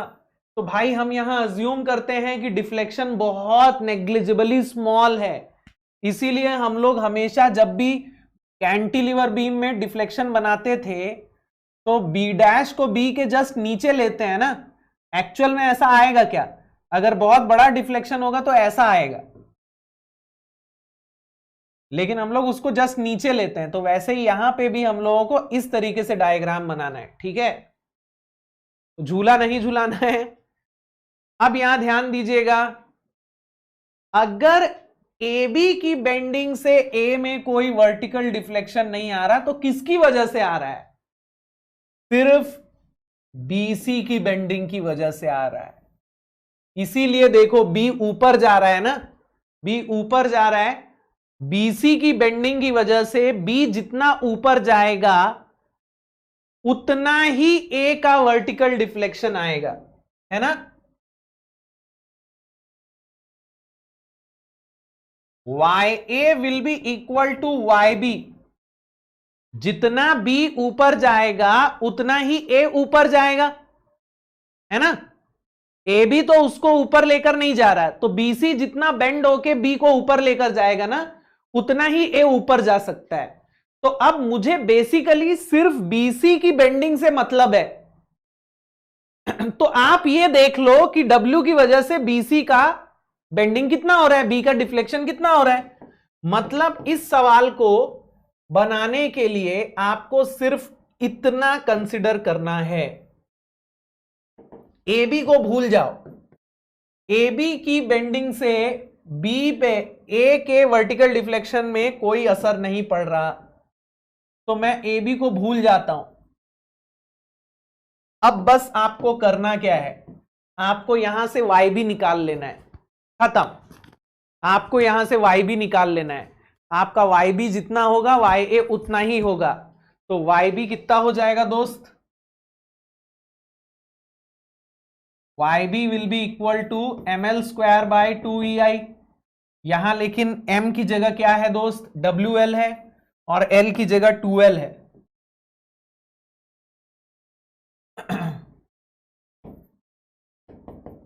है ना? तो ये आ गया।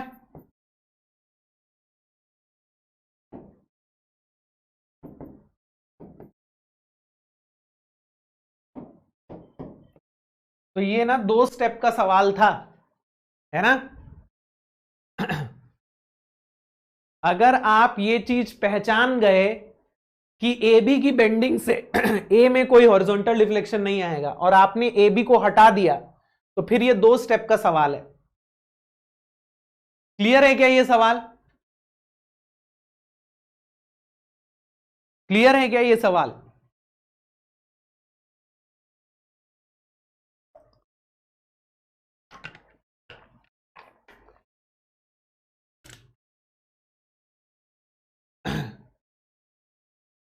लेकिन आप मेरी बात समझना, ठीक है? अगर आपको एग्जाम में ऐसा क्वेश्चन आया और आपने ये चीज डिकोड नहीं भी की तो भी कोई दिक्कत नहीं है। आपका ना 1 मिनट एक्स्ट्रा लगेगा। आप कास्टिग्लियानोस थ्योरम से बनाओगे तो भी आपको 1 मिनट एक्स्ट्रा लगेगा, लेकिन आपका आंसर आ जाएगा। तो आप लोग ये चीज टेंशन मत ले लेना। जब भी मैं ये वाला सवाल कभी बच्चों को बताता हूं, बहुत सारे बच्चे ये सोचने लगते हैं कि यार ये चीज तो मैं सोच ही नहीं पाता, कभी भी खुद से तो मैं कभी सोच ही नहीं पाता कि अगर एग्जाम में ये चीज आएगा तो मैं तो कभी सोच ही नहीं पाऊंगा कि ऐसे करना है। तो कोई दिक्कत नहीं है दोस्त, मत सोचो, मत लगाओ कोई ट्रिक। मैं तो बोलता हूं भाई कभी भी ऐसी कोई ट्रिक व्रिक के भरोसे बैठना ही नहीं है।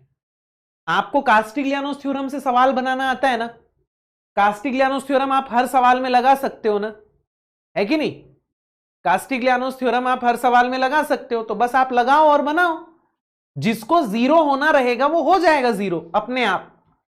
यहां अपने आप ये जीरो हो गया ना, तो जिसको होना होगा जीरो वो अपने आप जीरो हो जाएगा, आपको दिमाग भी नहीं लगाना पड़ेगा।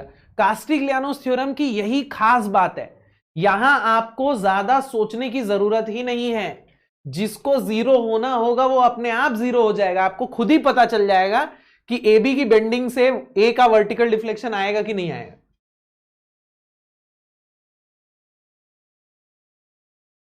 क्लियर है?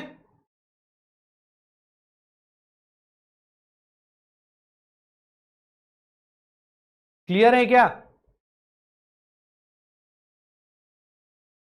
चलो अगले सवाल पे चलते हैं। अब ये अगला सवाल आपके लिए एक चैलेंज है, ठीक है? ये आपके लिए एक असाइनमेंट है। हालांकि कल सुबह की क्लास में इसको हम बनाएंगे ही बनाएंगे, बट मैं चाहता हूं आज आप एक रात को एक बार इस सवाल के बारे में सोचना, ठीक है? थोड़ा सा दिमाग लगाना। आपको मैं एक हिंट दे देता हूं। अभी इससे पहले हम लोग जो सवाल बना रहे थे ना, उसमें हम लोग जब इंटीग्रेट कर रहे थे तो जो हम ये dx लेते थे, dx का मतलब क्या होता है? dx का मतलब होता है कि हमने एक छोटा सा एलिमेंट लिया है ना।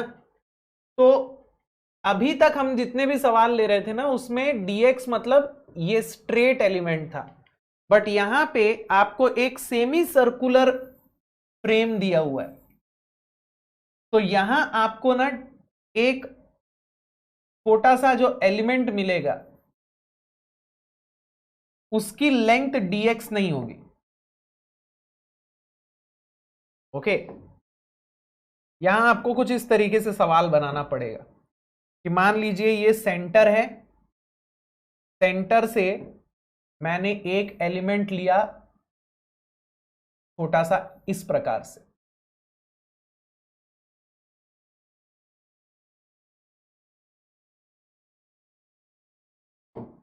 ये यहां से थीटा एंगल पे होगा और ये डी थीटा होगा। तो यहां मैंने आपको एक छोटा सा हिंट दे दिया है। अब मैं चाहूंगा कि आप लोग ये खुद से बनाओ, ठीक है? ये सवाल आपके लिए एक असाइनमेंट है। अगली क्लास कल सुबह जब 9 बजे होगी तो हम देखेंगे इसका आंसर क्या आ रहा है। ओके, ठीक है क्या? तो आज के लिए इतना काफी है। कल सुबह 9 बजे देखेंगे अगली क्लास में अगला कॉन्सेप्ट, ठीक है? तो कल सुबह 9 बजे ना थर्ड लेक्चर होगा एनर्जी मेथड्स का, और उसमें मैं आपको बताऊंगा इंपैक्ट लोडिंग के बारे में। Okay, it will be the third lecture of energy methods, और वहां हम लोग इंपैक्ट लोडिंग के बारे में पढ़ेंगे। चलिए, bye bye, take care, good night, bye bye, good night, good night, good night.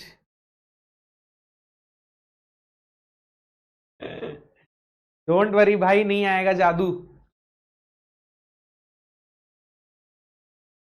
Good night, good night, good night, bye bye, good night, bye bye, bye bye. Try जरूर करना सवाल को सब लोग, ठीक है ना?